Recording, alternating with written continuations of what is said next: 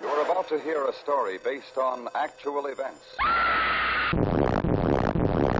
There is a figure standing in the bathroom. Did it come through the wall into the home?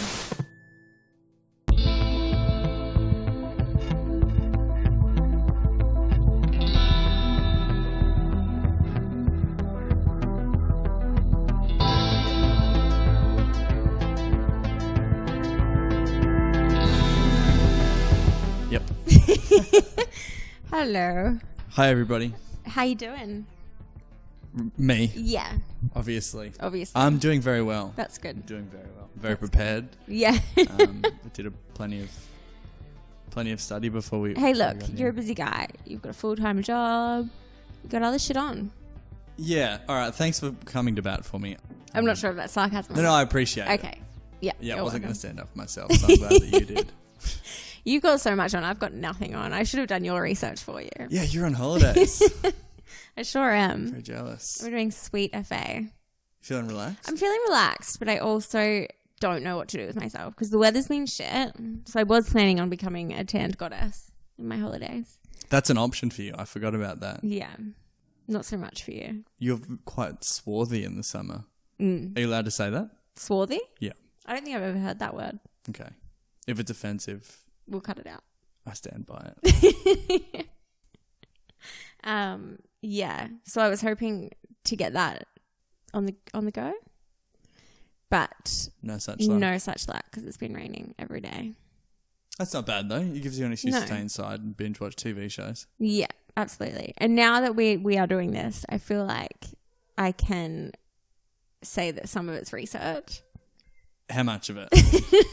Well, I'm not doing anything that I've watched this week, but I have just finished watching a show called The Disappearance of Maura Murray, which is like a special about a lady that disappeared in New Hampshire. So maybe I'll cover that one day. All right, nice. Who knows? I'll make an effort not to watch it. It's not going to be a problem for me. I'm bad with watching TV. We'll have this discussion. Yeah, we don't Before. have time. I know, but I really miss it. When I was at uni, Yeah. I would binge watch TV shows. Well, that's what I said All to the you. Just go time. back to uni. I think I watched 6 seasons of Parks and Recreation in 2 weeks, and that's not a joke. Well, this week I've watched that series I was just talking about, and I rewatched all of season 1 of The Sinner again. Getting excited for season 2. Puss is being very noisy. Oh, she's all right. I'm pretty sure you won't be able to hear her. Hey? I'm pretty sure you won't be able to hear her. Oh, sweet. Yeah, and I think I'm going to rewatch Making a Murderer to get all up to speed for season 2. Yeah, I feel like they started releasing even better TV shows after I stopped studying. Like both of those shows Yeah. I've only heard good reviews about. Yeah. Well, Netflix probably wasn't a thing when you were, Yeah, well, it's at a least big- not in Australia. No. Yeah. No, that was the game changer for sure. Oh, yeah. Absolutely. All you had was fucking Parks and Rec, obviously. Well, I mean, that wasn't a bad alternative. I think they had plenty of good shows, but not on the level there is now. And what, did you have to buy it on DVD? Well, no, it wasn't that long ago. I was pirating it. Of course. Try and catch me, police. Yeah. Well, they might. It would- I can proudly say I've never downloaded anything. Oh, except for like on LimeWire. But stop pretending that isn't because of your ineptitude, though. Yeah, I just don't know what the fuck I'm doing with a computer. You were downloading stuff on LimeWire, though. That's I was a downloading- serious danger zone. Was it? You couldn't find one real file on that. It was just all... Yeah, and it took like 3 weeks to download Yeah. one Usher song. What, and then did you ever get fooled and then it wouldn't be an Usher song when you actually downloaded it? It'd be like some audio file, a Bill Clinton speech or something. Probably. I got burned so many times. Really? Yeah, probably. I wasn't really... remember. I don't know if I was downloading Usher, though. What were you downloading? Kings of Leon. No. Well, I'm getting roasted. No, it would have been something more awful back then. Probably like Eminem or Yeah. Maroon 5 or something. Maroon 5. I didn't pick you as a Maroon 5 fan. Well, it was a different time. It I was don't a know. different I reached time. into the dark and pulled out Yeah. Adam Levine. Levine? Levine. That's Adam what I said. Levine, I think. Well, look, I probably wasn't listening to Usher. to be fair. You were really boosting yourself up there with that Usher. That's like best case scenario for the late 2000s. Early 2000s? Early 2000s, I think. I don't know. What is time? A simpler time. It was a simpler time. All you had to worry about was getting a virus on your computer. I had plenty of those. I probably had one or two. Not my problem. That's right. I don't own the computer. And I wasn't using it for anything else except for downloading viruses. So I wasn't trying to it wouldn't have affected me too much. No. Oh, I can't go on MSN I might have just for been an doing that and afternoon? playing RuneScape, to be honest. Yeah. I was just having like really meaningful conversations with people I spent all day with at school. Yes, MSN. Yeah. MSN. Yeah, amazing. And my name would have been like My Chemical Romance lyrics and then like the name of the boy I had a crush on, but probably like... You were putting his name in your... I think so. But what about when you were talking to him? You just had all your cards out on the table from the get-go. I'm not sure. That's I pretty remember red hot. once like trying to like hide his name in a name. I'm making myself sound crazy. But I did that. You get away with it back then, though. Now you couldn't do something that bold. Yeah. I'm not sure if I got caught out or not. But anyway, you know how like you'd see them come online, so you'd go offline so that you would go back online and they'd get like a notification saying you were now online. Oh, I wasn't that savvy. No way. Oh. Also, I think people would just automatically, they would check whether I was online, just start up a conversation straight away. They didn't need the notification. Yeah. Well, whatever. Damn, MSN. what happened to MSN? Well, I mean, Actually, I do know what happened. It shut down officially, I think, Did 2 or it? 3 years ago. Yeah. Yeah, right. Well, no one was using it. Well, it's no I'll different take- to like, it's instant messaging. It's what we do all day, every day. Yeah, but the sound isn't as good. The notification sound, the MSN one, Can't you was get it on like, as the like a be-all text? and end-all. Yeah, you could do it. I think it's like one of the stock standard ones. No, I don't think pretty similar. I've looked. It's not one of the standard okay. ones. No, it's not exactly the same. That's what I'm talking about. Yeah. That sound exactly is like, it'll be lodged in my memory forever. Yeah. Oh, for sure. Wake up. I think my body's still conditioned to give me a hit of dopamine when I hear it. Probably. I never really had that with Facebook Messenger.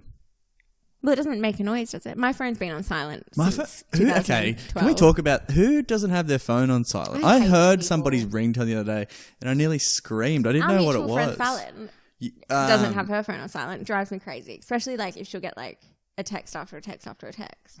Yeah, I guess. And she doesn't have the standard text tone either. It's No. something wild. And even worse than that is people who have the typing sound, the clicking sound on the why? keyboard. What is wrong with you? That's crazy to Yeah. me. So there's a Bluetooth speaker in the living room of my house, and everybody's phones just automatically connect to it. And if you turn your Bluetooth on, it automatically turns back on after 12 hours of the new update. So overnight, everybody's phones Bluetooth turn back on, and then whoever starts using their phone first thing in the morning will already be connected to the Bluetooth speakers downstairs. So you'll just hear like the of somebody's Instagram story getting blasted at 150 I hate that decibels at so 6:30 in the morning when That's they're the doing their worst. first up daily scroll. Yeah. I've been burned so many times. Yeah. See, But I'll hear the text tone clicky sound because who Emily has hers No. on. Yeah. always. It's a shocker. Why? I honestly, I don't understand. She's So insane. she loves torturing herself and Have you me. have you not asked her why? Yeah. What did she She say? said, I'm 1,000 years old. So why do you need to hear every button you press? No, in? I don't. Makes I no don't know. sense. Why is that even a feature? Turn it off. In the bin. Don't need it. Don't need it. So yeah, I've also been listening to a podcast this week called The Teacher's Pet. Have you heard of it? Never heard of it. So it's by The Australian, like the Australian, the newspaper or whatever it is, about this guy or about the disappearance of Lynn Dawson, this lady in Sydney in 1982, and her husband probably murdered her. Is not this sure. is this a really good segue, or are you just talking? No, I'm you're just chatting talking about what this? I've been Right, doing. Okay. But, and also because this links to the Gold Coast. So he could have murdered her. No one knows. And he was in a relationship with this 16-year-old. So he's a high school student. He's a high school teacher. And he was in a relationship with a high school student. And then his wife disappeared. And then him and the girl moved to the Gold Coast. And he used to teach at Keebra Park High. But he was still teaching. That He was still just cool with it. teaching. Yeah. Did she finish high school up here? No, I think she finished high school down there. And then I think they moved up here. But they've now I split guess you up. can have it all. Pretty fucked. Anyway, it's really interesting. Highly recommend. Yeah, I'll definitely listen to that. And I don't know if he's still on the Gold Coast, but I like want to ask around because he was like an ex-football star. And I've got a few friends that like, you know, play footy or whatever. He's got his fingers in a lot of pies. Yeah. Football star, murderer, pseudo-pedophile. Yeah. Absolutely. Twin. He was a twin. Oh, get out. Stop it. This guy had everything. Everything. Except a moral compass. But yeah, it's really good. Whenever, because he talks to people like on the Gold Coast. I'm like, oh, he's just down there. Just down the road. It's my neighbour. The reporter talks to people on the Gold Coast. Yeah. I would have given him an interview. For Chris Dawson, only never heard of him. $100. Yeah. Perfect. I could have been man on the street that, yeah, for sure, just a crazy guy. Should we get into it? Let's definitely get into it. I forget what we're up to, but do you want to go first? Do you want me to go first? Yes. Okay, I'll go first. I'm in a listening mood. Yeah. Perfect. Who knows? I might not even do mine. Sweet. See what happens. Alrighty. So, because we didn't end up recording last week, I had one ready to go last week. And then I was like, oh, I could just use that this week. But I decided to do another one this week. So now I've got one. Keep one up your sleeve. Now I've got one up my sleeve. I like your style. It feels really good. Whatever the opposite of having one up your sleeve is, That's you. is me. I just barely got this one out of my sleeve. Yeah. Literally writing it, but as we were starting, it's like when you're finishing up your exam, like as they're taking it off you, Yeah. like writing it as they're taking it away. That was me. Yeah. You got there though. Well, yeah. And much like my exams when I was at uni, I'm sure I'll get 100% in this. Of course. If we're getting scored. Hey, look, who's judging? Well, I am. yeah. I hope a lot of people are. Yeah. Okay. So it happened in Oh, yours is old, isn't it? You told me when it was earlier this week. 1959. Not super old. Disgusting. So it's happened in the Soviet Union. So there's all these crazy names. So I've left a whole lot of them out on purpose to not disrespect the dead. I have one from Russia that I have tentative plans to do in the future, and I'm really worried about the pronunciation of the name, so I understand your frustration. Yeah. So even like names of places and stuff, I'm probably going to fuck it up, but we'll just see. I think give it a crack. I don't think anybody's going to think crack. you're being disrespectful. Just try it out. Well, 9 people died in this, and I didn't write the 9 names because they were ridiculous. So I left them out on purpose because it would have just made me look like a fucking fool. Yeah, not like the rest of the time. Yeah. So this is the Dyatlov Pass Incident. Do you know this one? I've heard of it. Okay, cool. I'm excited to hear about it. Perfect. So on the 27th of February 1959, a group of 10 hikers left for a skiing expedition across the northern Urals in Sverdlovsk. Oh my God, it's better than Oblast? I anticipated. Soviet Union. So the group was led by 23-year-old Igor Dyatlov. Dyatlov? I don't even know if I'm saying that right. I've watched so many videos to try and get it, and I still can't get it. Did you have it? Were people pronouncing it differently? Yeah. That's what I was having a problem with the cult leader last week. I watched like 5 different people say his last name. Yeah. Everybody pronounced it differently. Yeah. It's hard. It's tricky. All right. But we all know who I'm talking about. Oh, Igor. old Igor. Yeah, for sure. So each member of the group, which consisted of 8 men and 2 women, were experienced grade 2 hikers with ski tour experience and would be receiving grade 3 certification upon their return, whatever that is. Well, you don't know the grade difference between a grade 2 and a grade 3 hiker? No. Have you ever been outside? I've never been on like a big hike. Like yeah, I know. You wouldn't even do Mount Warning with us. one not long ago. That is a 10-minute walk, and you were like, no, I'm going to need to prepare myself for at least 6 months. I didn't say that. I said I'm working. I need a camelback full of electrolytes. Yeah. I'm going to take on that mountain. Look, that kind of hiking, great. This kind of hiking, which is like a 2-week expedition, no, thank you. Why don't you just have a nap? There's so many shows on Netflix. No, see, Like, I'm all about getting out and being in nature, whatever. No, you're obviously not, though, because you wouldn't come on one with me that was an hour long. I will come on that one. It's not an hour long. It's like a 5-hour round trip. Anyway. Whatever. Anyway. So at the time, this was the highest certification available in the Soviet Union and required candidates to hike 300 kilometers. The goal of the expedition was to reach Otorten, a mountain 10 kilometers north of the site of the incident. They began their trek from a little lorry village. Are you listening? Big time. I can't believe you just called me out. Put your shit down. I'm taking notes. Okay. What, of my story? Yeah. You can't finish your story while I'm telling you a story. For the quiz at the end. I can't believe you're telling everybody my dirty laundry. Are you listening? You ready? Yeah. Okay. So they began their trek from a little lorry village called Visay toward Mount Otorten. Mount Otorten roughly translates to "don't go there" in the dialect of the local indigenous Mansi people. See, they know. Just don't go. Just call it "don't go there." I'm desperate for something to be called that in English. If Mount Warning was called "don't go there," it's called Mount Warning. Actually, that's pretty bang on. All right. So one of the hikers, Yuri Yudin, left the expedition the following day due to illness, and the remaining group of 9 continued the trek. It's like the Fellowship of the Ring. I watched that when I was quite young, so I don't remember it. Does that happen? Yeah, they lose members as the movie goes on. Yeah, of course. So diaries and cameras found around their last campsite made it possible to track the group's route up to the day before the incident. On the 31st of January, the group arrived at the edge of a highland area and began to prepare for climbing. The following day, the 1st of February, the hikers started to move through the pass. It seems they planned to get over the pass and make camp for the next night on the opposite side, but because of worsening weather conditions, which consisted of snowstorms and decreasing visibility, they lost their direction and deviated west up towards the top of Kolot Syakhl. Nailed it. If that is the first day of the hiking trip, I'm pretty sure I'm not going to stick around for another 10. No, it's not the first day. Was that not the first day? 3 days later. I was listening. Still, if we had to, once you start deviating from the path, I'd be like, all right, time to wrap it up. All right, I'm going home.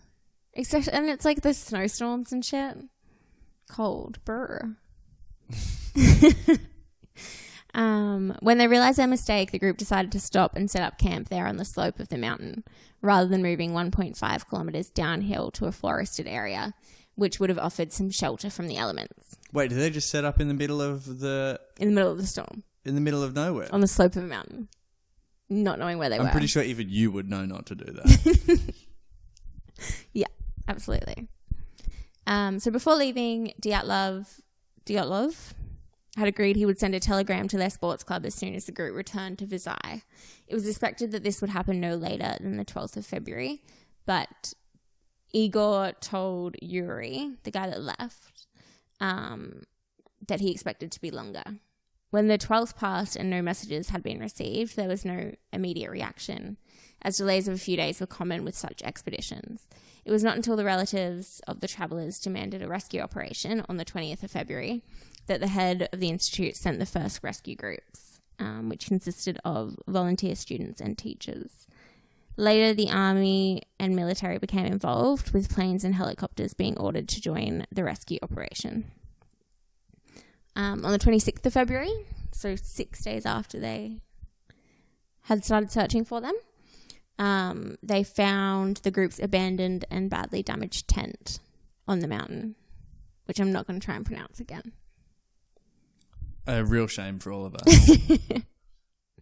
Kolot, something. So this is what they found.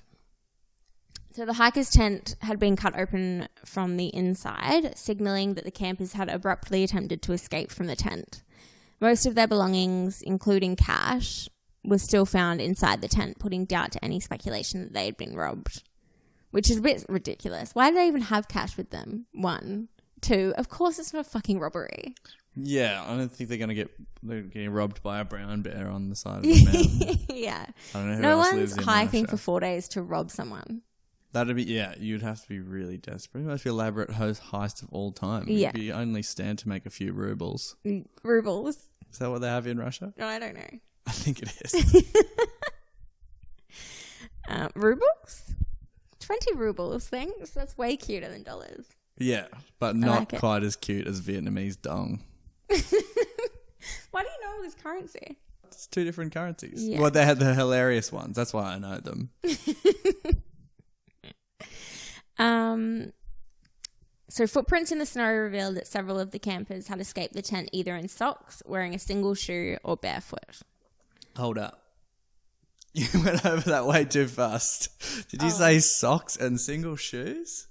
So most of footprints in the snow revealed that several of the campers had escaped the tent either in socks or wearing a single shoe or barefoot. I appreciate you saying it slower. The reason I said you went over it too fast is just because that is chilling. Literally. I can't believe they're out there in socks. In a snowstorm. And the fact that they've like either put one shoe on or whatever.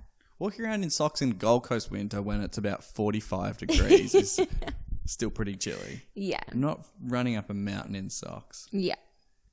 But I'll go a bit into like why they could have been poorly dressed. So the first two bodies that were found nearest to the camp were two men near a burnt-out campfire. There was evidence to suggest that one of the men had climbed up a nearby tree at some point, either to get a look at something or to try and like escape up a tree. If it's a bear, you can't escape up a tree. You know, they can climb faster, they can run. That fact doesn't sound real now I say it out loud, but they can definitely climb trees. Can they? The next three bodies, which consisted of Igor Dyatlov, plus another man and a woman, were between the fire and the tent, suggesting that they'd tried getting back to the tent. All five bodies were determined to have died from hypothermia, and a few of them were wearing only underwear. The remaining four bodies weren't found until 2 months later, on the 4th of May, under about 15 feet of snow in a nearby ravine. This group was more thoroughly clothed than the first five had been, and some of them were even wearing items of clothing that they'd appeared to have plucked off the corpses of the others. That's devastating. Yeah, so sad. Three of these final four bodies were found to have died from blunt force trauma, one to the skull and two to the chest. The amount of force necessary to have caused such trauma was gauged to be equivalent to that of a car crash, suggesting that a human attacker couldn't possibly have caused such trauma. Notably, the bodies had no external wounds related to the bone fractures, as if they had been subjected to a high level of pressure. The only corpse of the four found in the ravine that showed significant external trauma was that of Lidmia Dubanina.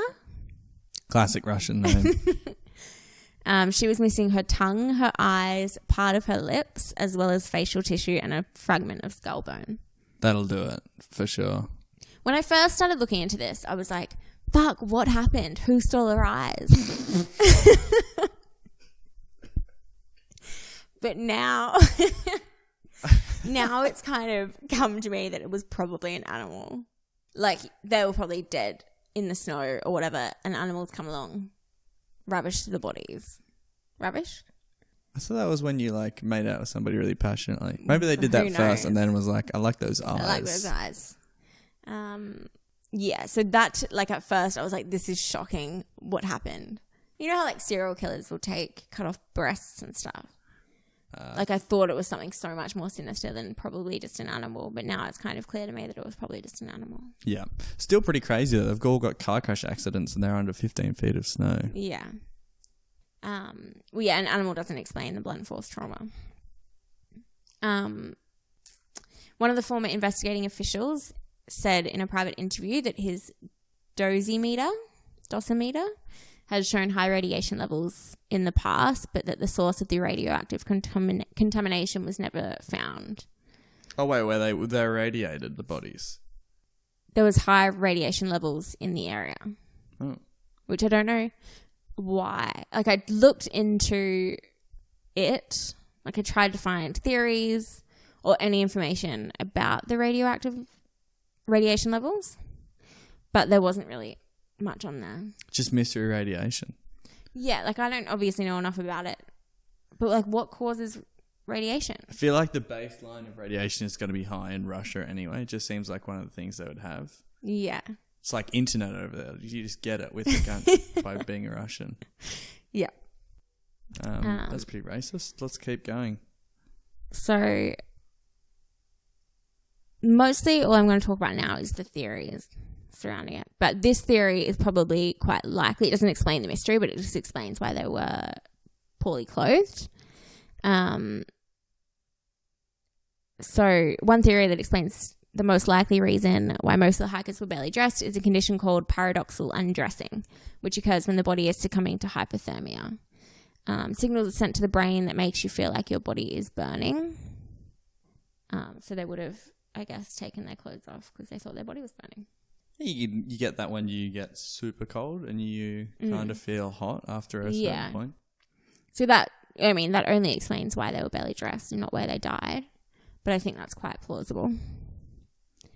So I think I've got like three theories that I don't think, two that are probably like definitely bullshit, and then one that is kind of funny, and then two others that people on Reddit and other such websites love.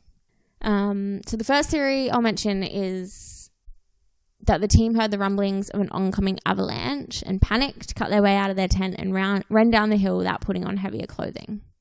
There's no evidence of an avalanche and their footprints weren't covered, so I'm calling bullshit on that theory. No avalanche. I think I have like a disproportionate fear of avalanches. Like if I'm ever in the snow at all, I'm like, there's definitely going to be an avalanche. But also, like, I don't understand how anyone survives. There's tons of avalanche survivors, but can you imagine? Yeah, people survive them all the time. Fuck, I don't think I'd even try to get away. I'd be like, I can't run away from this. It's so big and so fast. Yeah, it's scary. We would just lie down. See, a fear of mine is getting my eyeballs plucked out. Is that a legitimate fear? Yeah, I'm weird about my eyes for some reason. How do you feel about getting like swooped by birds? Is that a shocker? You know what? I've never been. You know how people always talk about getting swooped by magpies or whatever? I've never been swooped by a magpie. You've never been swooped ever? Ever. That is crazy. Yeah. So magpie season started up not that long ago. Yeah. And it's like, maybe this was last week. And it was kind of on the edge. Like they hadn't really started that much either. And I'll go for a walk like around the block near my place. And then I hadn't realised that they'd taken up residence. And I was walking down the street and I started getting swooped by a magpie. I was looking so goofy because I had to like half run down the street and like try and look cool, but also getting swooped to death by this magpie. It's so embarrassing. To look cool while you're you can't getting exactly. Swooped by you got to give it up. But I was trying to hang on to. I was kind of like trying to still walk, but I had to run because it was just getting. See, I just don't incessantly. I don't get swooped, and like I walk or ride my bike everywhere. I don't drive, and I've just never been swooped by a magpie. Maybe it's this new spiky haircut.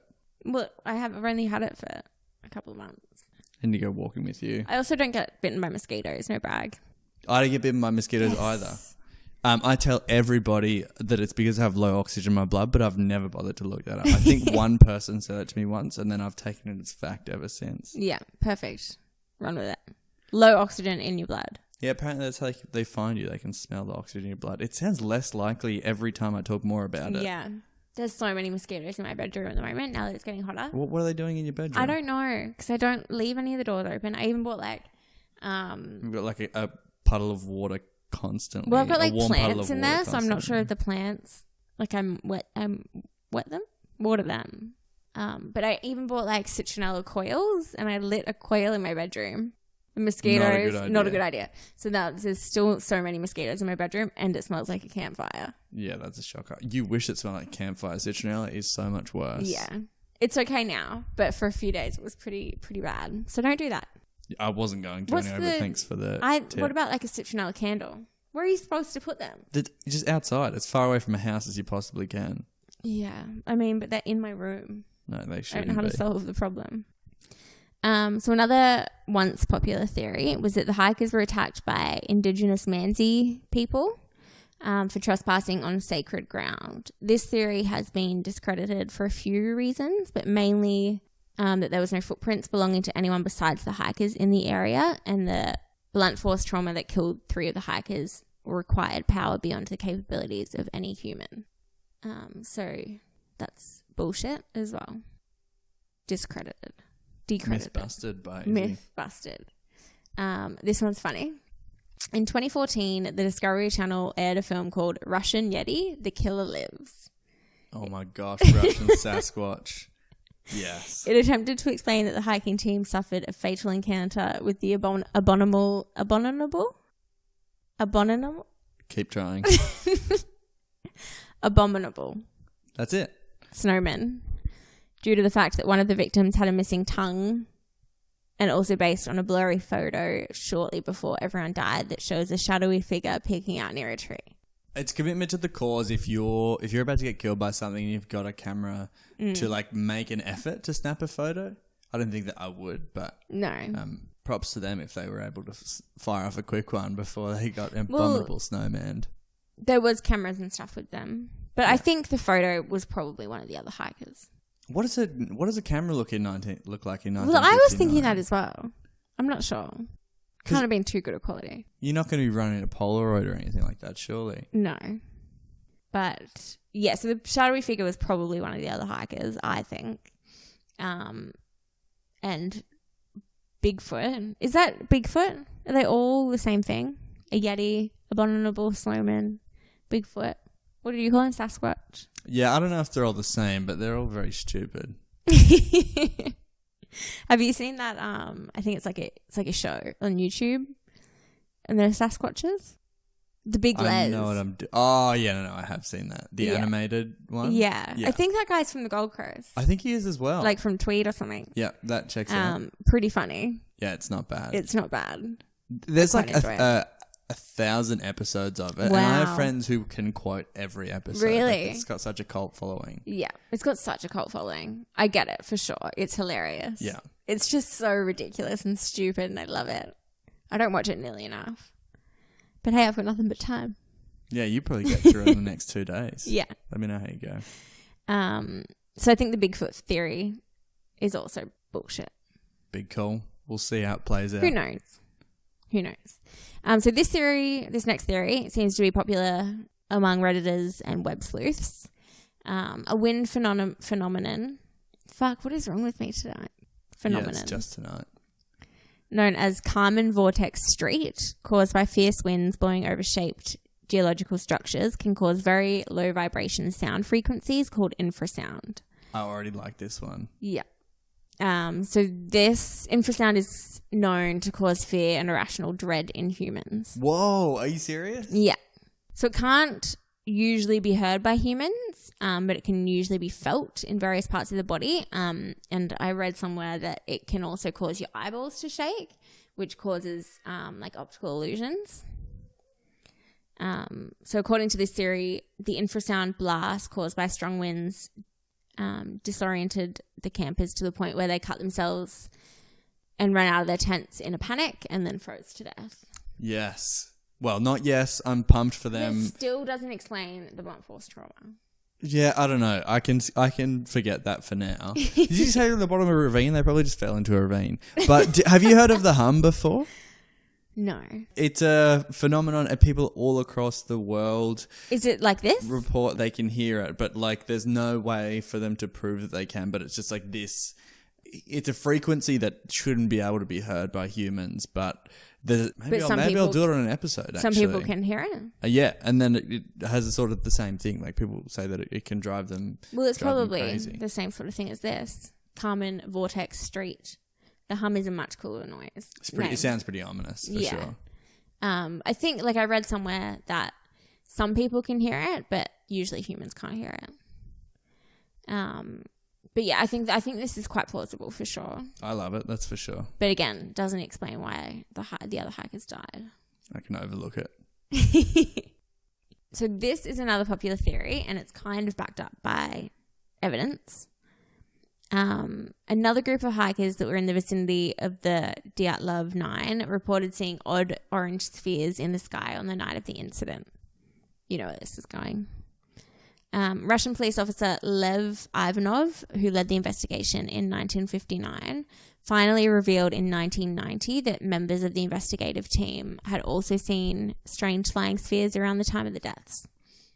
Ivanov said that he had orders to never discuss the sightings, but has since said that he believes there is a paranormal explanation for the hikers' deaths, and it's speculated that the strange balls of light were alien aircrafts. All right. I'll put it up there with the infrasound. I like this theory, but I'm still skeptical about aliens visiting Earth.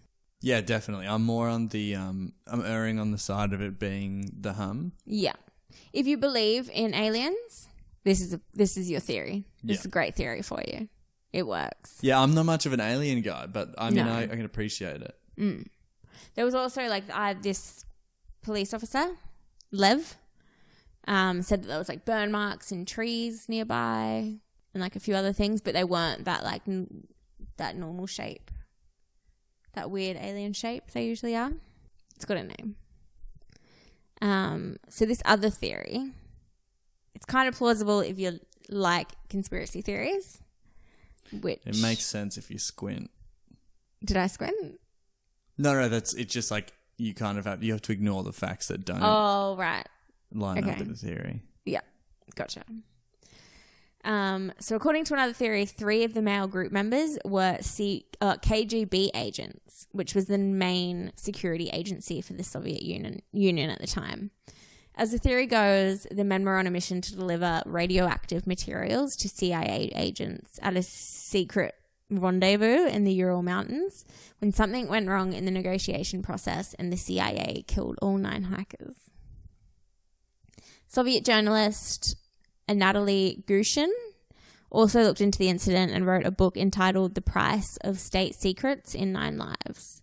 He concentrated on speculation that these people were the victims of a secret Soviet weapon experiment. Many other journalists have claimed that a lot of the details surrounding the incident have been kept secret by Soviet officials. Dun, dun, dun. This is like, I mean, so much shit. When I think of like Soviet Russia, I think of shit like this. And I wouldn't be surprised from the CIA either. This is like pre-MK Ultra when they didn't have to be as transparent and they were just doing whatever they wanted. Yeah. And it explains the radiation. But I mean, it's pretty far-fetched. Kind of. Better than avalanche. It's better than avalanche. Fuck that avalanche theory. So the investigation by Soviet authorities said that the skiers had died of an unknown compelling force, which doesn't feel like... I don't think you can put that on a death certificate, can you? No, definitely not. That's not like going to be the official cause of That's death. the official cause of death. Wait, that's what they put on the... Soviet authorities said that the skiers had died of an unknown compelling force. I don't know if that's what's on the death certificate, but that's what was concluded. That feels like it's lost in translation. That's, maybe. So the files were classified and the investigation was shut down. The files were sent to a secret archive and they only became available in the 1990s, although a lot of parts were missing. Sneaky Russia. Sneaky. See, the CIA theory could be correct here. Could be Sasquatch. Who knows? Who knows? So the region was closed to expeditions and hikers for 3 years after the incident, and the area has been renamed the Dyatlov Pass in honor of the group's leader. But unsolved. Still a mystery. Interesting. What do you think? You like the hum? I really like the infrasound. And it also sounds like the sort of the least ridiculous. Yeah. The least ridiculous one. Like all of them seem kind of far-fetched. Yeah. Please, I hope that you do the hum at some point because I would like to know more about it. Yeah, I definitely will. Because I've definitely like heard about it or maybe even read about it, but like years ago or whatever, and I can't really remember anything about it.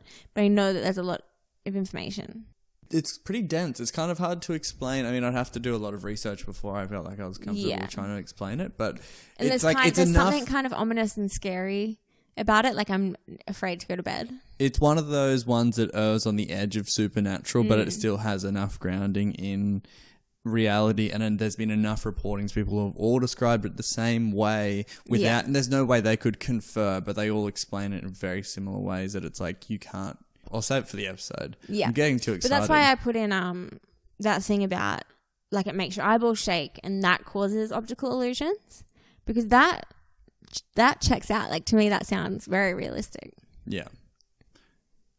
If people, but do people? You've had that clicky vision before with hallucinations? No, I haven't. Right. Because I've never been infrasounded. Yeah. But with the hum, do people see the same shit? I don't know about the hallucinations, but the description of the symptoms, because it'll be like you won't be able to sleep and yeah. I'm so glad I can't hear it. That sort of thing would, I don't need anything else encouraging me not to sleep. No way. I had the worst sleep last night. And then I went and had I just get such bad hay fever this time of year. I don't get swooped by magpies, but I do get the worst hay fever. Yeah, that's not a bad trade-off. I would take magpies over hay fever, I think. Do you get hay fever? No, I don't. But it's a lot of fucking worst. Most of the people in my office get it, and it seems like a shocker. Yeah, it's pretty horrible. Slam dunking Zyrtec like there's no tomorrow. Yeah. Well, that's why I didn't come Saturday morning. I thought I was like sick, but then I put two and two together. I was just sore from working out and dying because I have hay fever. Yeah. We get it. You're in good shape. We get it. You're shredded. I'm not shredded by any means. I'm in okay shape. Where's that healthy dose of self-hatred? So yeah, that's that on that. That's that on that. We're all done. Wrap it up.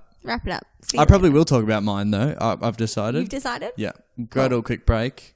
Yeah. Unless you have anything to add at the top, at the end, at the bottom, you got about mine? Yeah. Any closing comments? No. Okay.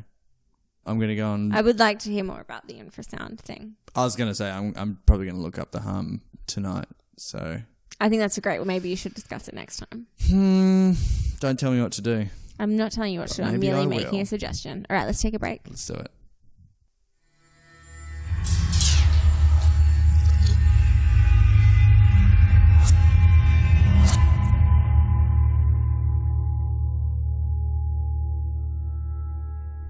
We're back. We're back. We're back and we're ready. Say we're black. That wasn't what you were thinking? No. I thought you had dug yourself into a rhyming trap and you couldn't figure out how to get out of it. No. It was just me? Just you. That was awful. Let's take it from the top. No, I won't edit it out. You won't? No. But we are definitely not black. No. I'm pretty much the opposite. Yeah. Well, as we know, I found out all my heritage. And your heritage, yeah. Your heritage isn't as swarthy as your skin, that's for sure. Yeah. You're like 120% Irish. Yeah. Absolutely. Anyway, on that note, let's get into it. I'm excited. You should be. I'm going to be talking about the DB Cooper case. Yes. Sounds like you know who that is already. Yeah. So I've definitely thought about like doing this, but you're doing it. I hope I do it justice because I think this is one that a lot of people are going to know about as well. Yeah. But I think it's just a good story. It's a good story, but I don't know the ins and outs of this case. That's I know, fine. the basics. Yeah. I mean, I think I know the ins and outs of it. More than happy to have a discussion. If you know something that I don't, just jump in with it. I probably won't. Steamroll me. I'm happy for it to be open to the class. Cool. Sounds good. Okay. So, on Wednesday, the night before Thanksgiving, November the 24th in 1971, a man walks into the airport in Portland, Oregon, and he buys a one-way ticket on Flight 305 to Seattle in Washington for $20 because it's 1971. $20. But in saying that, I think, $20 in 1971, you know where this is going. Yep. $125 US, 175 Australian dollars, which isn't really that good of a deal when you think about it. And especially because the flight only takes 25 minutes, which, again, that's pretty strange. The shortest flight they do here is like Gold Coast to Sydney. It's like an hour. No, you can fly to like Coffs Harbour and stuff. Yeah, but why would you? Yeah. Anyway, it's a 25-minute flight. It's not very long. No. With Northwest Airlines on a Boeing 727. Can you say that word again? Boeing? Yeah, I never know how to say it. What did you think it was? Boing? Oh my gosh. It's everything I hoped for. I thought the best case scenario was going to be booing, but boing is so much better. Thank you. You should definitely be doing this one. Yeah. And he puts down under the name section of the ticket, because you only tell them your name when you get there, because again, it's 1971. Yeah, you don't need ID and shit. Dan Hey? Cooper. Yeah, it was like getting on a bus. It's the same as getting on a bus. crazy. There wasn't any metal detectors, nothing. You just waltz on. Yeah. What year? You just 1970? walk up and buy a ticket, and then you're off. That's crazy. Yeah, 1971. Yeah. Okay, so the man is dressed in a business suit with an overcoat, skinny black tie, somewhere between 5'10" and 6 foot, and in his mid-40s. He sounds like a smoke show. Yeah, I think. Yeah, I love the word smoke show as a side note, but also I think like tie? 70. Yeah, Fashion. high fash with High fash. a mother of pearl tie clip. Is that a bit? I think it was like fake mother of pearl, but I think What's mother of pearl? it's like the like it kind of looks like a cream sort of opal. It's fancy. Yeah, real mother of pearl is fancy for sure. Okay. Is that a brand? No, That's it's like the material. Like yeah, okay. I hope so. Otherwise, I mean, I don't know exactly what it is, but I know what it looks like. DB Cooper sounds suave. For sure, and he does have the name that I really like, where you have the two letters and then a last name. Yeah. What's so DB it's really stand ticking for? all of my boxes. We'll get to that. Okay. The name plays into the story. Oh yeah, we don't know. So yeah, but anyway, he puts Dan Cooper down as his name on the ticket. So he gets on the flight. He sits down and he orders a bourbon and 7-Up, which sounds like the most awful drink I've ever heard That does of. sound awful. And he lights a cigarette because it's 1971. Yeah. You just do whatever you like. Can he's you- probably next sitting on time we're, top like- of a baby while he's smoking this cigarette. Probably. Next time we're at a restaurant or something, can you order a bourbon? and I was 7-Up? going to run a bourbon and 7-Up tonight, but it's Tuesday. It's Yeah. a school night. It's a school night. No bourbon on school nights. No bourbon and 7-Up on Or a no school night. The 7-Up bourbon I on a could school handle, night. I can't have 7-Up on a school night. I'll be up until 1 in the morning. Mm. Okay, so the plane takes off while it's still on its ascent. I love that word. Going up. Yeah. He hands a note to one of the flight attendants, Florence Schaffner. Shaffy. And her, being a stewardess in the 1970s, had no time for this, just thought it was a single guy giving her his number. So she puts it unopened into her purse. And he stops her before she leaves and says, "Miss, you better look at that note. I have a bomb." Cool, My God. cool, calm and collected. I would be dripping in sweat. I just don't think I'd ever be cool enough to be like that. No. Like if she went, I'd be like, you should really look at. Did you see that? Like shaking, going out of the nose. He's so spilling chill. my bourbon everywhere. Yeah. Oh, my 7-Up, it's gone everywhere. All over my skinny tie. So he told her the bomb was in his briefcase and that she should sit down next to him. She wasn't really in a position to refuse. It's like flawless way to pick up. Sit down, would you? I've got a bum. Probably shouldn't be threatening people with violence, but No. it was cool in the 70s. Violence was? So, yeah, okay, so What this was is the pretty norm? interesting. So she asked him if she could see the bomb, which Hey. it's like pretty bold on her part to just be like, yeah, show me that bomb, prove it. Yeah.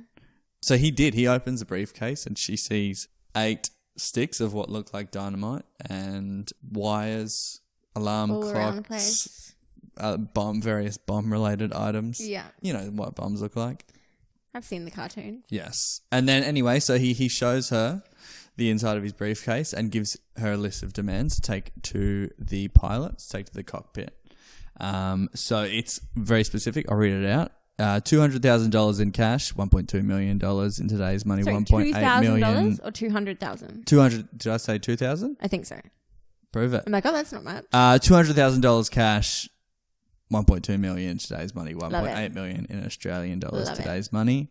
By 5 p.m. in a knapsack, he wants 2 back parachutes and 2 front reserve parachutes, and a fuel truck ready on the tarmac when the plane lands in Seattle.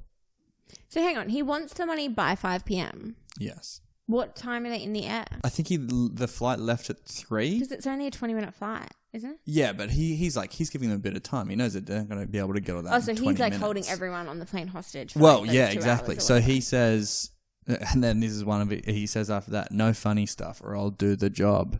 It's like he wrote out a list of cool shit to say before he went up there. What a dude. So she takes the demands to the cockpit. And she comes back with his just like neither here nor there, but interesting. When she came back from the cockpit, he had sunglasses on. Yes. He really is like pulling out all the moves. Love it. And so, but the demand's really smart on his part because he told them he wanted 2 parachutes and 2 reserves. It made them think that he was going to take a hostage with him, so not to muck around with the parachutes because they don't know if he was going to be wearing it or if the hostage was. So public safety, all that.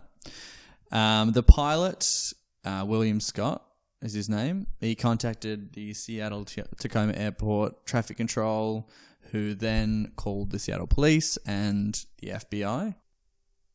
Yeah, he was holding everyone hostage on the plane, so he... In the air? On the plane so in he the told air? them just to keep the plane in the air until What they if it could runs out of fulfill his fuel? demands. Yeah, that's what I was wondering that as well. Apparently, they just had enough fuel. Like I thought planes even were for only really fueled for...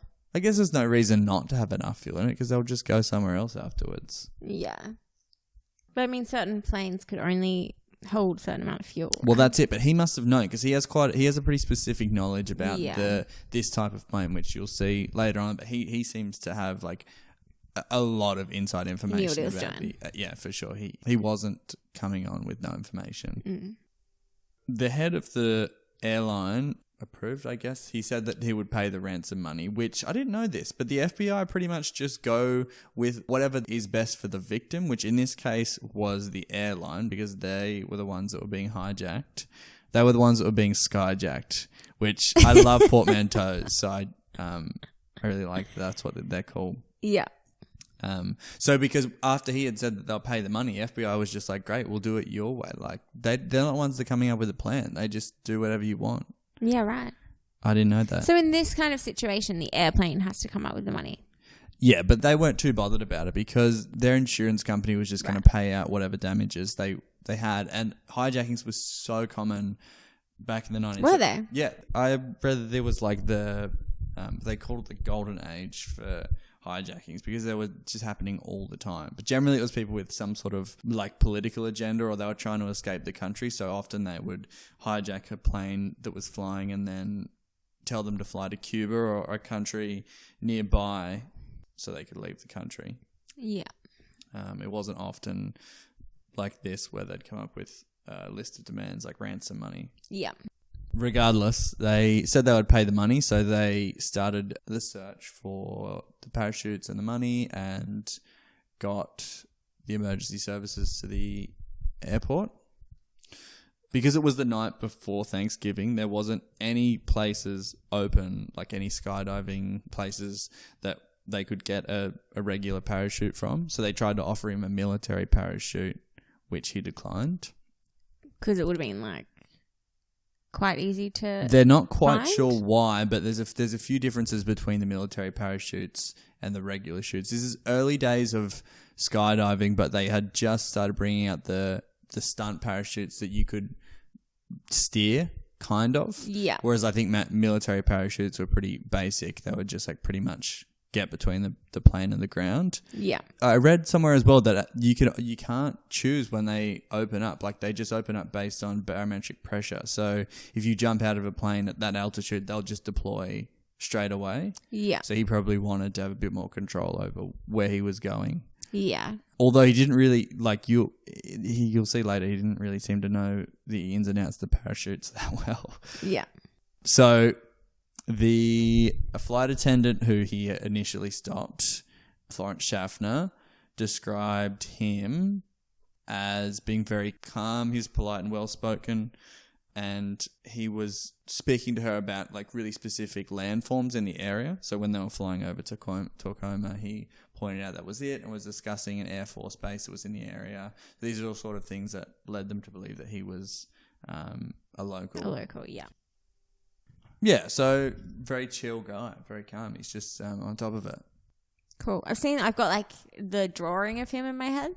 He looks with like sunnies on. Yeah, like the Unabomber. He had the famous sketch with the sunglasses as well. Mm. Hot tip for any people who want to be mysterious Criminals? potential bombers: get sunglasses. Get some big ass sunnies. So he ordered another drink. He paid his tab, and he paid tried for to. it. There's what he was so calm and polite. He was, and I mean, he definitely was like, "I'm not going to be struggling for money. I got all this. I'm flush with cash, basically." He tried to tip Schaffner. And tried to tip her. Yep. That's hilarious. And then he even offered to request meals for the flight staff during the stop in Seattle. Like, he was so chill. Like, yeah, during the stop. He's like, Should we get you mean when... some snacks? Yeah, exactly. That's pretty funny. I like him. Me too. How can He you sounds not? nice. Yeah, so charming. Yeah. And it's also impressive that he could just be so calm doing something like that. I know. I would be shitting myself. Literally. I'd be having a shocker back there. Yeah. I'd be like, don't look at me. Nobody look at me. So the FBI gathered the money. I don't know if this is something they had on hand or if they did it while the plane was circling up around, but they had all of the serial numbers of the banknotes recorded, and then they had it prepared so that it looked like they hadn't mucked around with it. They'd like just stuffed it in different size packets, so like X amount of notes in one, and then just like stuffed it into a bag, so it looked like a bank teller was just shoving it in there. But like they in a rush or whatever. Yeah, exactly. Yeah. But they had all the serial numbers recorded. All notes have like serial numbers? Yeah, I think so. Okay. But I think they have series as well. Like the first letter will be a certain, it'll be one letter for a certain number of notes. I don't know if this was on purpose either, but it is really intelligent. They had it in 20s because he didn't specify the denomination of the notes, so that it would be really heavy when he was taking it, which obviously means he's less mobile. Once he tries to escape with the cash, it's going to be easier to find. Yeah. So good on you, FBI. And more notes means more chance of finding him, perhaps. Yeah. I mean, also a point to Mr. Cooper because he looks like a baller with all those notes. All those notes. And they all look the same in America. Yeah, they all look like a lot of money. Yeah, if you just had like a whole bunch of $20 notes, you look like a pork. I couldn't have explained it better myself. So, a little side note. While this is happening, I didn't know that they, A, had the technology to do this, or B, just would do this at all. The other passenger planes got diverted to different airports while the other plane was circling. But while it was happening, one of the other planes had patched into the intercom of Flight 305, so they could hear what was going on. Oh, wow. While it was being hijacked.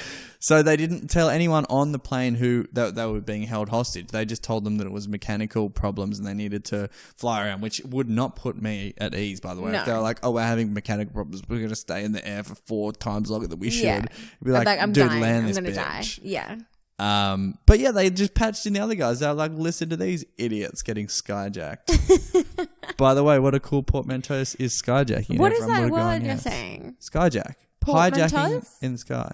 Portmanteau. Is that not what it's called? I don't know. I've never heard that It's word. like a contraction of 2 words. Oh. I hope never heard it that's before. right. I've been championing it pretty hard. Your vocab is better than mine. You're probably right. Yeah, we know that. How did you just describe somebody who was holding a lot of $20 notes? As a port. I'd say our vocabularies are pretty similar. So at 5:24, they let the plane know that they had the list of demands, and then the plane lands at 5:39.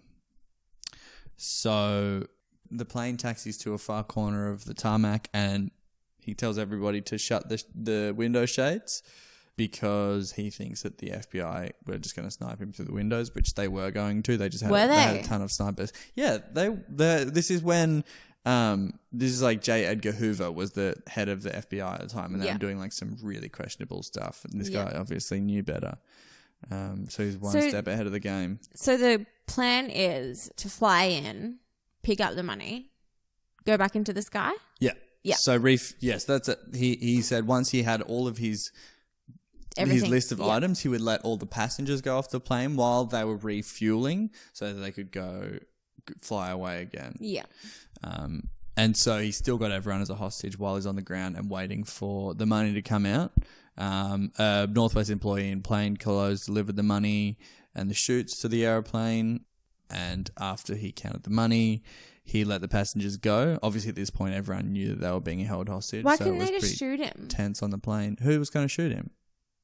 Like, what would he have done if the FBI walked onto the plane? Yeah, I don't... This is the dynamic of this is really interesting me. I don't know why they didn't just call his bluff because... I mean, obviously, you're putting... Yeah, I think you everyone at generally risk. don't call the bluff if, like, someone's like, I've got a bomb. But if he's not, like, holding a gun to anyone, if he's not holding... I don't know. But I don't know if, like, who would have a gun? Like, when they pulled into the airport... Yeah. Couldn't an FBI agent just jump on the plane as the person delivering the money or something? Yeah, well, that's what they had the guy walk out in plain clothes, so it didn't look like anybody in a uniform. Yeah. He didn't want to spook him. I think he was pretty specific about nobody approaching the plane. Only one refueling truck was allowed to approach the plane, and that. They could have just. I think he got his point across. He was Yeah. like, "Don't come to this. Don't come near the plane." Basically. Yeah. Okay. But it's a good. I was thinking about that as well. I was thinking. Like in this I day was and thinking age, I I would have just just feel called like... his bluff, but whatever. I don't think you can do that. Just try and stop me. I mean, I'm in no position to call anyone's bluff. I think that's why I'm saying that. If I was the head of the FBI at the time, I would have been weeping in the corner. I don't think I would have been coming up with plans. Yeah. But that's Well, you me. don't have to, apparently. The airline do it. Yeah, they were really sticking their neck out here. Yeah. So there was another flight attendant. I've got her name written down, but I think it was Tina. Damn. Turner? Tina Turner. It was Tina Turner. But she and Florence Schaffner were the two that sort of interacted with him while he was on the plane. So she collected the money in the chutes, brought it back on the plane. He counted the money, and then once he was satisfied, he let all of the passengers and two of the flight attendants, but Tina, the other, I hope it's Tina. She stayed on the plane with the pilots. Okay. Florence left. Yep, Florence is out of there. Cool. See you later. Bye, Flo. You did good, kid. She seemed pretty chill about it all as well. Yeah. Like everybody was kept a pretty level head. Show me the bomb, would ya? Exactly. So while the plane was refueling, he gave the rest of the crew very specific instructions. This is where you know that he has a pretty intimate knowledge of the airplane. Yeah. So he chose the 727. It was the only passenger plane at the time that had rear stairs that you could lower on the flight. So if you don't have the elevated walkway between the plane and the terminal, you could just release the stairs from the inside and people could disport at the rear. And it was the only passenger plane at the time that had that. But not everybody would. That wasn't common knowledge. So he told them when they were flying out, they should head southwest towards Mexico City at the minimum speed that the plane could sustain without stalling, which is 200 knots, at a maximum of 10,000 feet altitude with the flaps at 15 degrees. Like, we're getting down into the nitty gritty here. Who knows this kind of stuff? And also, what an awkward plane ride up. Yeah, it would be pretty orcs. So what are you doing after this? How are you going to spend that money? And so I think 10,000 feet is also like one of the highest altitudes. You can still have the cabin unpressurized so that you don't get sucked out of the plane as soon as you open the door. Yeah. and he wanted the landing gear deployed and the rear onboard stairs while they were taking off. So the pilot starts having he says you can't take off with the stairs down. Yeah. Because apparently, I guess it'd scrape against the tarmac. Yeah. You'd have sparks and stuff flying around. Probably not a good idea when you've got jet fuel floating around jet engines. Makes sense. So, yeah, he concedes on that, and they take off at around 7:40. This is like 2 hours after they landed. So it's like quite a long time they were grounded. Mm. He must have been getting just to me, it just pretty seems itchy like feet. Enough time for nobody the to do FBI anything. to fucking sort it out. Or just take some pot shots through the windows. Yeah. All of my ideas are terrible, but I think... Hey, at least you're coming up with something. Yeah, more than what they were doing nothing. They were they couldn't stop giving away money. So, before they took off as well, the pilot let him know that they wouldn't have enough fuel on a full tank to get from Seattle to Mexico City. I think it was 1,000. They could only have a range of 1,000 miles or something. So they negotiated to stop over and refuel again in Reno, in Nevada, which seems crazy to me. Like, how often can they can't just keep stopping and refueling? Like, how's nobody going to do anything? Is that not like the opposite direction? Oh, I don't know. Geography's not my strong suit. Yeah. Look, I don't know America that well, but I'm pretty sure Reno's my experience near... of Reno is exclusively with the New Boot Goofing clip from Reno 911, which if you haven't seen it, go and watch it immediately. Oh my gosh, it's good. But that's near... So Nevada's right above California, and I'm pretty sure Washington is on like the East Coast. Sure. Or towards the East Coast. And then New Mexico? Yeah. Mexico City. Mexico City, which is in Mexico. But New Mexico, is that Albuquerque? I think so. I don't know. Anyway. I hope this has been interesting to Australians guessing about American geography. Anyway. So they didn't stop and refuel again? Well, so no, they said they were going to stop in Reno and refuel. Okay. And they didn't? So they could bunny hop. Well, they did. All right, ease up, Turbo. No, I think he was also just like, I don't care. I'm getting out of here. Like, you do whatever you want. Yeah. You can refuel if you want. I freaking won't be there. And the low speed worked on 2 levels. I didn't know if he really anticipated all of this, because if he did, it was genius. Because there was an Air Force base nearby, he knew that they were going to scramble jets to follow the plane, but they couldn't follow at such a low speed because they're military jets. They just weren't equipped to go that slow. Yeah, right. So if he intended to do that, he's like genius. A serious genius. Yeah. He knew... to pull something off like this, even in 1971, you have to be pretty... Excuse me. It's so impressive. Pretty like clued on. Yeah. It is impressive. To get away with such a huge crime. It seems surreal. Yeah. And 1.2 million is nothing to turn your nose up at. It's a pretty good haul. It's not that much though. All right. Who are you?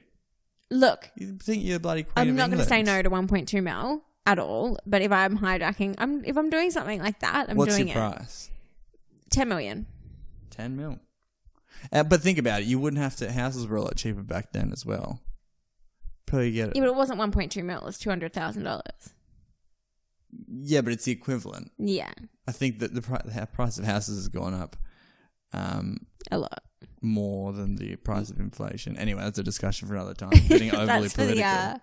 The economics podcast. That's my other podcast.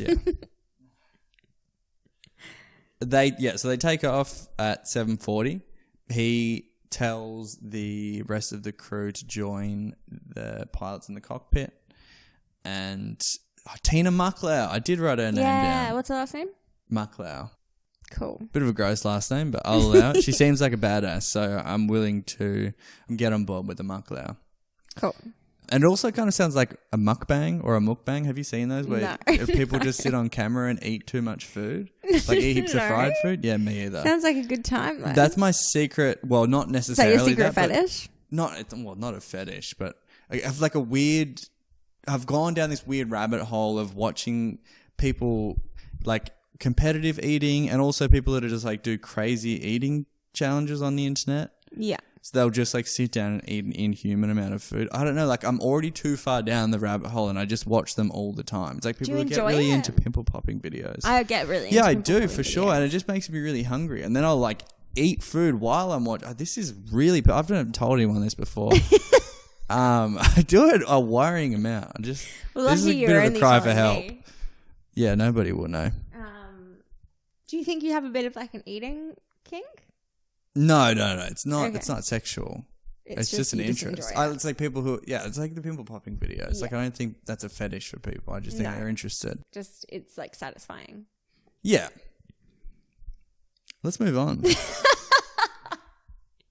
Tita Muckler was the last person to see him before they all went up to the cockpit, and she said she saw him tying something around his waist.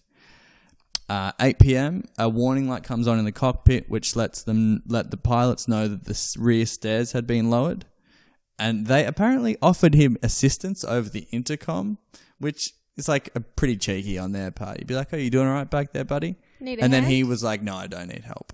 Yeah. In response over the intercom, like at that point too, you both of you, how can you not just give each other props? Kind of like you'd be if like, he's as charming as he seems, I feel like he would have been.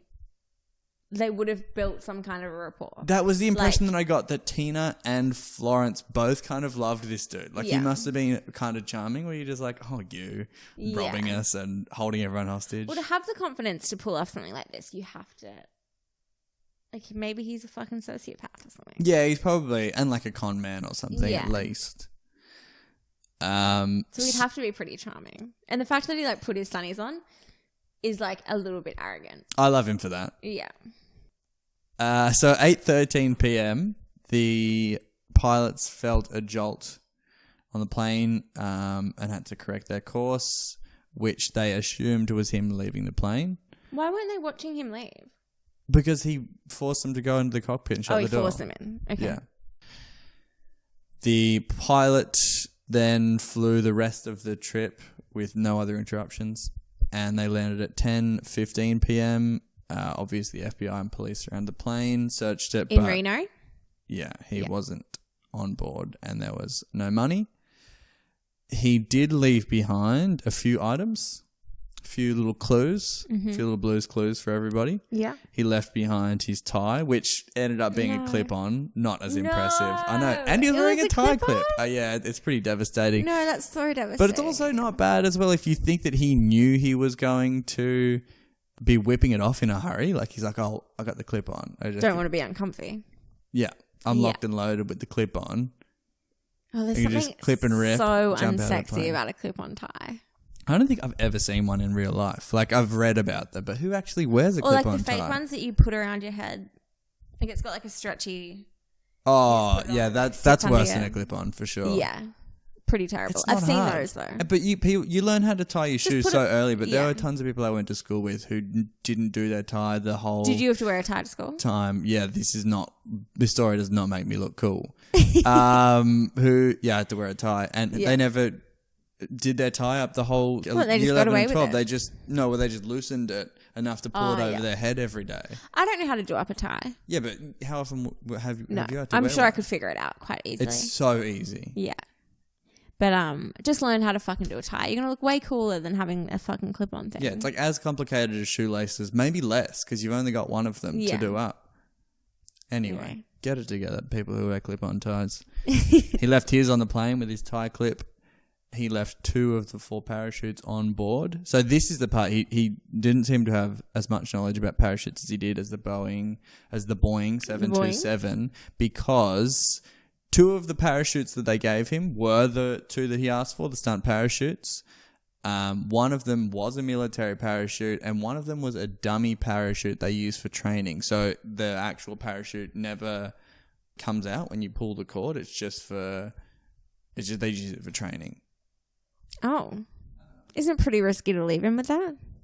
Well, yeah, they did, but Especially I think they just grabbed him in a hurry. Like, they weren't Okay. intentionally giving him parachutes that they'd mucked around with. But he took the military parachute and the dummy parachute. Oh, did and he? he left the 2 best ones behind. Okay. And he had cut one of them open to fashion to fashion a handle for the bag so that he could tie it around probably his waist to hang on to the money, which was like about 20 pounds apparently, like 9 kilos. It's no joke. No. Fucking hell. It just sounds like a fucking blackjack movie. Oh yeah, it's proper. It's surreal. Yeah. It just doesn't happen. Like a guy flying down with a fucking thing tied to his waist. Yeah. And then just, what does he do once he gets like into the bush? That's part of the problem because it's nighttime and it's like raining and there's tons of clouds. There were 5 aircraft in total following the airplane during the journey, but obviously the 2 fighter jets couldn't go slow enough to keep up with the plane. A helicopter that like ran out of fuel, so it had to go back, and like 2 other planes, and none of them saw him jump out of the plane because there was so much cloud cover. And really? It was like terrible weather conditions. See, that sounds like something he maybe would have planned as well. Like knew it was a shitty day. Yeah, I guess if you could just go and grab a ticket whenever you wanted, you could wait until you had the weather that you're after. Yeah. But again, like as far as getting out of there, it's pretty crazy because it's super low temperatures up that high. Yeah. I think at 10,000 feet, you'd be something like 7 degrees Celsius, which I mean isn't crazy, but it's not great either. It's not great, but it's not freezing. It's less than ideal. Mm. But yeah, then to just like land in a bush. Yeah, it's pretty much far. They couldn't really pinpoint exactly where, but they had a general area, and that whole area is just forest anyway. It's like the classic American forest with spiky trees, like so dense. Yeah, they think that he might have been in the army. He might have been a paratrooper. He knew so much about those airplanes. I think the 727, they had used them to do drops like that in the Vietnam War. Use those passenger planes to do parachute drops. So they were thinking maybe he had done that, in which case he would have some survival skills for the forest. He must have been confident enough that he was going to make it out to do something that risky. But what if you end up in like such dense forest and you end up having to walk for like... This is your worst nightmare, isn't it? Walk for literally 1 hour up a hill. What if you had to walk like, 24 hours or something? Yeah, I don't know. You could eat the money, I guess. Yeah. Like there's wildlife. He's probably not wearing adequate footwear. No, that's it. He just bailed in his suit. That's a nightmare for sure. I would not have He's got no water. I wouldn't have done mountain warning if I in a suit and dress shoes. Like he's not. And he had just been blasting bourbon and 7-Ups too. That's the last thing I feel like doing after I have bourbon and 7-Up. Smoking. Yeah. He smoked 8 cigarettes apparently during the course of this. Yeah. He's been chaining them. And there's no way he could have planned where he was going, like where he was. Yeah, I guess he knew that if they were leaving from that airport and they headed southeast after a certain time, he must have known where the flight path was. Yeah. Yeah. But definitely less than ideal in a suit. Yeah. That just sounds so exhausting. Again, just find money, just rob a bank or something. Yeah, I don't think doing an airplane heist is meant to be relaxing. I think you've got to be up for a bit of a challenge. Yeah. So the FBI agents recovered a total of 66 fingerprints on the airplane. This was in total, so he didn't leave any he was very careful not to leave any fingerprints on the cigarette butts that he left on board. Wouldn't his saliva and shit be on them? Recovered. Yeah, but this is 1971. What are they going to do with that? Yeah, that's true. And he took back all of the notes that he had used while he was on the flight, which was very smart. I think he was also worried about forensic profiling from his handwriting, which I think people probably thought was much more of a exact science than we now know it is. Yeah. It's like a bit of a guessing game. Yeah. But it's the 70s. Yeah. The FBI also put together a series of composite sketches after interviewing everyone who had interacted with Mr. Cooper, which will be in the show notes. Yeah. You see him with his sunglasses. So the FBI immediately started questioning suspects. They questioned a local Oregon man named D.B. Cooper, really? just in case that he had used his real name wouldn't put it past him. He'd been so chill about everything else. Yeah. This guy was quickly ruled out, but a reporter who was in a rush to get his story in confused his name with the name of the skyjacker and published the name of the man who pulled off the heist as DB Cooper, and then a few other news outlets also republished that name. So that's where DB Cooper comes from. Hang on, I'm confused. I didn't explain that very succinctly. All right, take two. The news... Nope, that's even worse. I hated that. The FBI were questioning a guy called DB Cooper. Yeah. And then they cleared him almost immediately because Yeah. they knew it wasn't him. But then a reporter heard that name and got it confused for the guy who did the hijacking and published it in his newspaper. So the name of the heist, the guy that did the skyjacking, wasn't DB Cooper. No, he just published it, and then a bunch of other news outlets also published it. So it just went into the public. So it just became DB Knowledge as Cooper, DB but it Cooper. wasn't. But it was just It that, wasn't him. So that it wasn't came a out thing as a where you could mistake. just, I guess it's like the media, once they get hold of something back then, you couldn't just publish an omission or say that You can just tweet it. it's already hot fire. It's already out there. Yeah. It also worked on two fronts. The FBI chose not to make it public information that his real name, well, the real name that he gave was Dan Cooper, because they were taking tips from the public.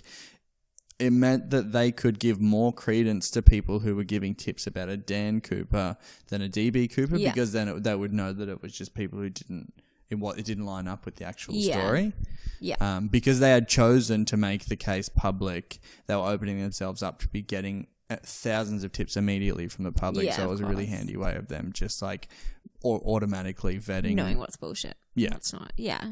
So yeah, everybody's got good moves. Like the FBI Yeah. are pulling some great moves, and so was Dan Cooper. Yeah. I like that. Both sides. You could make a good movie out of it, even though only terrible movies have been made out of this story so far. Have there been movies? And I think it's just because of the name, but I also want to see Bradley Cooper playing DB Cooper. Yeah. But he doesn't look too far off the No, the he doesn't. sketch. He'd be a really good DB Cooper. I know. It would just be one of those really boring Damn movies. Bradley You know, Cooper. like not boring.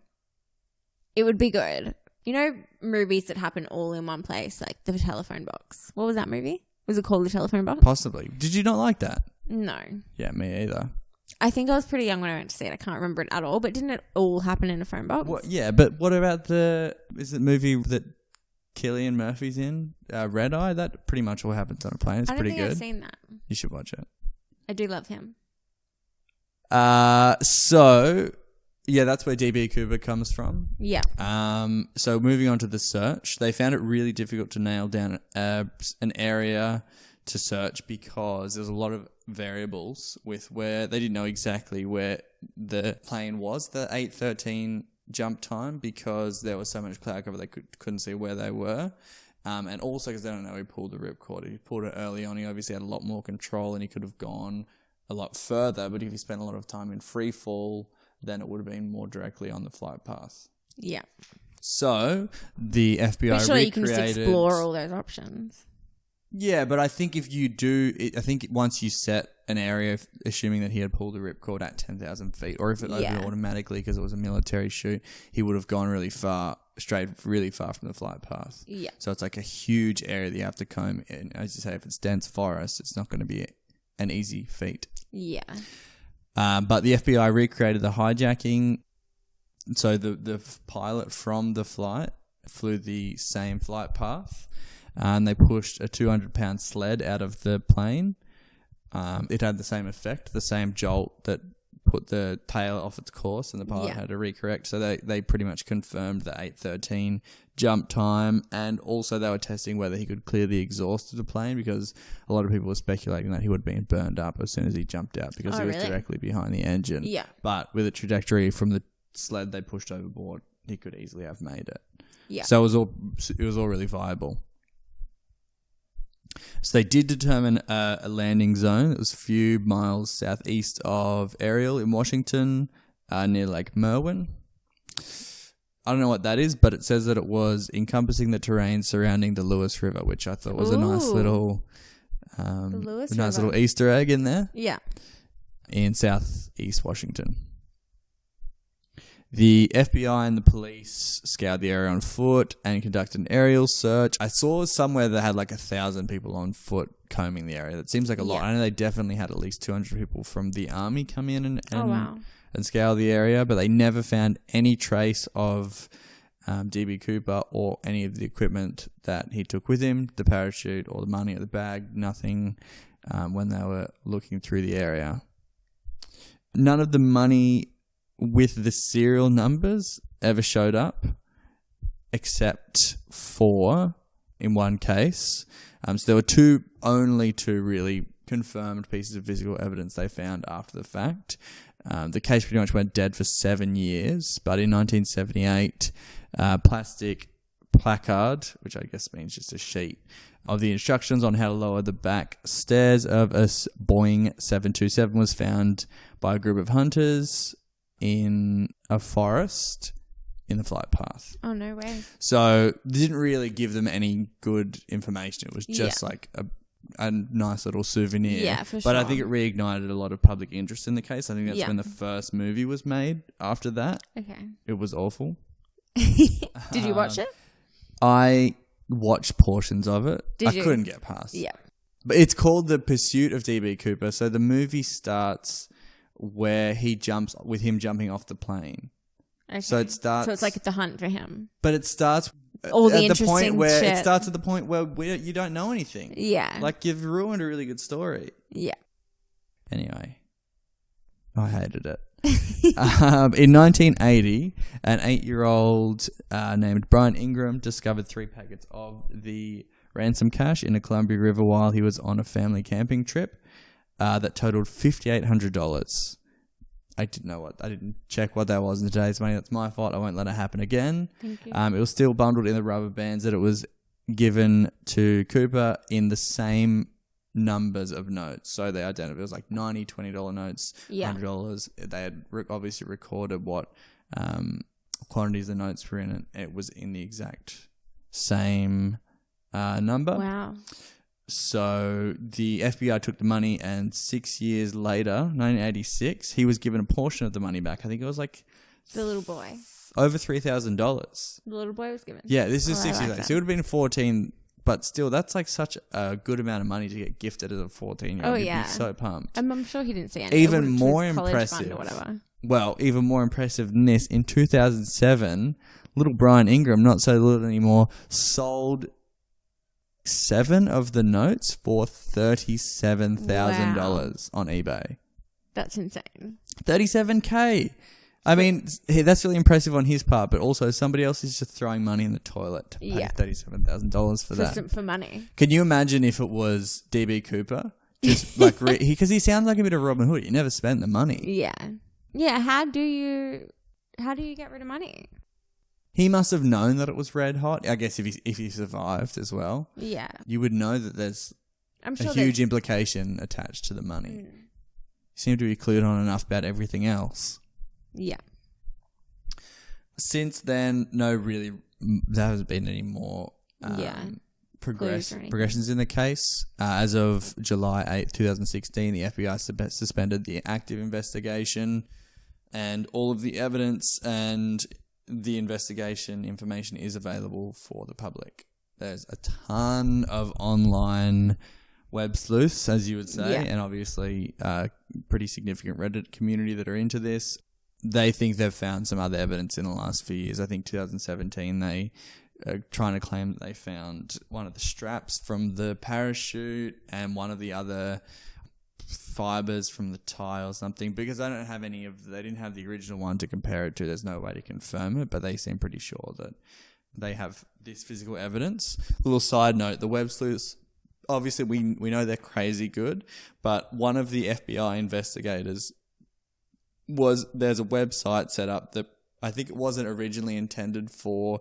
It was called Drop Zone, but it ended up just becoming like an online DB Cooper web sleuthing community. Yeah. And an FBI agent who was working on the case, he might have been the lead or something, was posting on this website Really? with the username secret, and they found out who he was. Like they figured out that he was one of the FBI agents. No way. Because he was like, he had let slip some information that wasn't public knowledge. Yeah. And so they were like, we've got time, we'll figure out who this guy is. And That's then like insane. obviously super embarrassing These web for him. sleuths are They're so out of impressive. control. They're so impressive. Yeah. Like in this day and age of social media, like so many cases would have been solved. I knew through it was shit like this. Definitely. I knew it was a thing, but I don't think I really realized the extent of it until we started looking at really looking into things for the podcast. Because you go down some rabbit holes where you're just getting to crazy corners of the internet, and like 50% of the stuff you're seeing is like just rambling madmen. Yeah. And then other people are making really many poignant, like putting together these really poignant theories that make a lot of sense. Yeah, absolutely. And you find people that are just convinced that they've solved the case. Yeah. Like, case closed. And I'm very easily influenced by people as well. So if they're a good writer, I'll get sucked into it. Absolutely. It really depends on the quality of their writing. Yeah. Like I couldn't be bothered whether they're telling the truth or not. But if they tell a compelling story, I'm into they it. sound like they're intelligent people. Yeah. And intelligent people get shit done. For sure. I think I'm the same, probably in real life as well. Yeah. People don't care whether you're right or wrong. They just want you to be confident. Yeah. For sure. So do many people have theories about who he is or where he's there's a going? few suspects. I didn't really focus too much on it because I just think like with most of the suspects, everybody ended up getting cleared. Yeah. So I'll go through a couple, but I don't really put much weight on many of these. Yeah. So the first guy is Kenneth Christensen. There's an interesting trend that sort of came out of this. I guess there were a lot of people that were speculating about who it was, but his brother Lyle was convinced that it was him, that it was Really? Kenneth. His brother. After watching a documentary in 2003, and he tried to convince the FBI and a filmmaker, Nora Ephron, who I think wrote and directed Sleepless in Seattle, that it was his brother. But I think he was just trying to make a quick buck. Like he was just trying to sell a movie. Sell the movie or and so whatever, he's like, I know who it is. It's my brother. Yeah. But he was cleared. Obviously, they didn't found any compelling evidence between him and DB Cooper. Another guy, Jack Koffelt, was a con man, an ex-convict who was reportedly a government informant.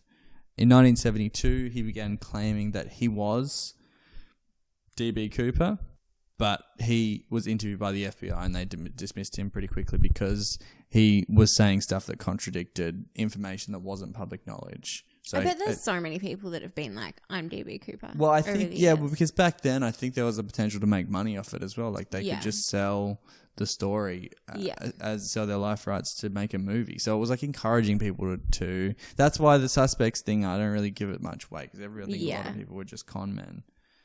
Can they go back now and test the DNA from the ciggies and stuff? So as far as the DNA evidence goes, I don't know why they don't have DNA evidence from the cigarette, but they said that they have a partial DNA profile from skin cells that were left on the tie. Oh no, I know why all 8 of the cigarette butts ended up getting lost or they went missing. By the time they had the ability to get reliable DNA evidence, all of that. Well, it wasn't evidence until had like already 20 gone years missing. later. So I'm sure you're not going to be like, oh, we'll keep this ciggy butt in the hopes that one day we can test it. I'm sure they would have just got rid of it eventually. Yeah, that probably would have been it. That would have been their smoking gun, though. They definitely would have had DNA evidence from that. Yeah, absolutely. Bummer. But I mean, So what's they going to have a happen? partial Like, DNA there's profile. probably like some kind of statute of limitation on this I sort of thing think anyway. there was a discussion about the statute of limitations on this because what he had done was sort of like classifies a few different crimes, Yeah. whether the statute of limitations had actually sort of ticked over or whether it was because it was such like an intense federal offense Yeah. that they didn't know. So maybe there was another reason why. And I always get really bummed when the statute of limitations comes up. Who isn't immediately just coming forward and claiming it? Like, you're off scot-free, dude. Well, Capitalise. they can find other ways to get you, I'm pretty sure. Yeah. And this guy's pretty unsatisfying as well in the way that he didn't even spend any money. So he probably wasn't the guy who was going to come forward and be like, I'm the guy. I'm the guy. Yeah. I mean, when people rob banks and stuff like that, I'm sure there's ways of like cleaning money or whatever.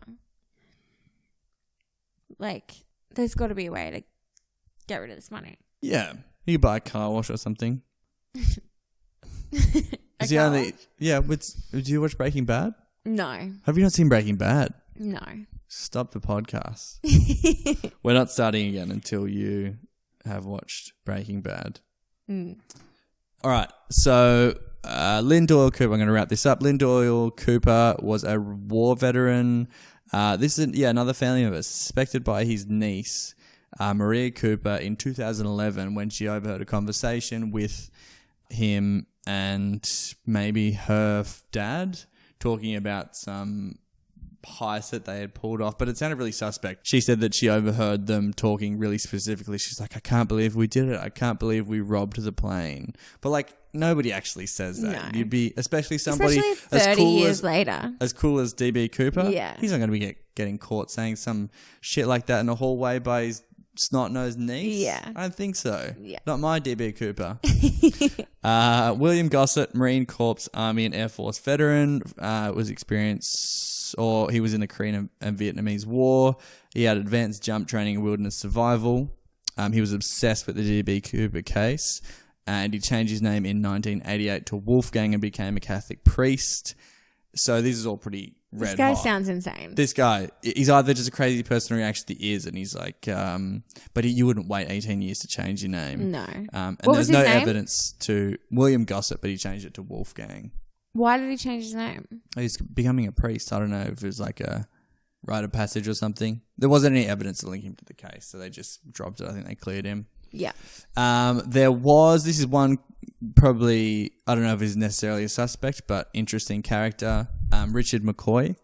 He was a suspect for the case because a year after he hijacked another Boeing 727 flight.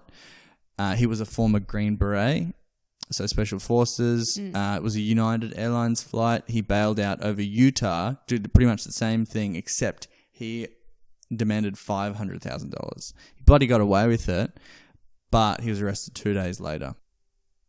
This guy ended up going to prison, and he staged a daring escape. I think he stole a vehicle and like crashed through the side of the prison, ended up in a shootout with the FBI, and when it was all said and done, he ended up dying in the gunfire. Yep. But the FBI agent who killed him apparently said that he killed DB Cooper when he killed Richard McCoy. And there's a book called DB Cooper, The Real McCoy. Oh. So a lot of people think it could be this guy. There wasn't any evidence. He was just like probably trying to toot his own horn. Yeah. Weird thing to brag about. Some of the aftermath of this hijacking. This is the only unsolved skyjacking in American history, possibly the world, but I did see only unsolved one in America. Yeah. As a result of this, and I think there was a few other cases that were copycat hijackings. Yeah. There was increase in airport security. I think that's when they started introducing metal detectors in airports, and you couldn't bring bombs and guns onto planes anymore, I guess. Shocker. Great, a real improvement. Yeah. The Cooper vane was implemented on Boeing 727 airplanes, which it's called a Cooper vane, and it was a paddle that you could lower from the outside of the plane, so you couldn't lower the rear staircase from the inside anymore. Oh. And another interesting fact, not necessarily directly related to it, but Earl Cossey, the owner of the skydiving school where they got the parachutes from, was murdered in 2013 at his home. Oh. Blunt force trauma. They don't know whether it was related to the case. Probably not. Probably not. It was probably just an interesting coincidence. Yeah. But it is interesting nonetheless. And they don't know who killed him. They don't know. They think it was just associated with a burglary potentially. Yeah. That's what they put it down to. But I don't think they found out who murdered him in the end.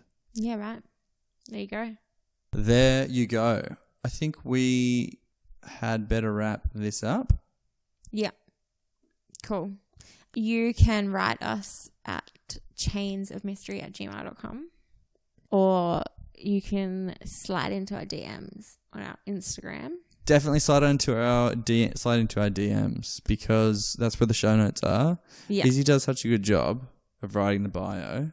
Yeah. She sends them through it, and I just go, I don't know how you do this. I'm so terrible at writing. This was like I'm good at writing. That was my downfall always with Yeah. was like essays. I'm quite lucky.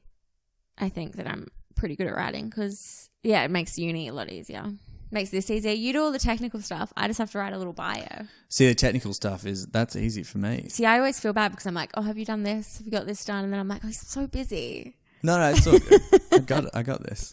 Diamonds are made under pressure. Yeah. Well, I'm glad it's easy. That's good. I'm glad writing's easy for you.